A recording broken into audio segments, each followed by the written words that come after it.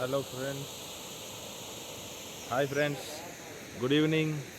నేను మీ రఘురాం రెడ్డి. ఇప్పుడు నాగార్జున సాగర్ నుంచి ఇందాక మీకు నాగార్జున సాగర్ డ్యామ్ చూపించడం జరిగింది. నాగార్జున డ్యామ్ నుంచి ఎగ్జాక్ట్లీ 15 కిలోమీటర్స్లో మనకి ఎత్తిపోతల వాటర్ ఫాల్స్ అనేది ఉంది. వాటర్ ఫాల్స్ దగ్గరికి రావడం జరిగింది. చూడండి, ఇది ఎత్తిపోతల ప్రాజెక్ట్ వాటర్ ఫాల్స్.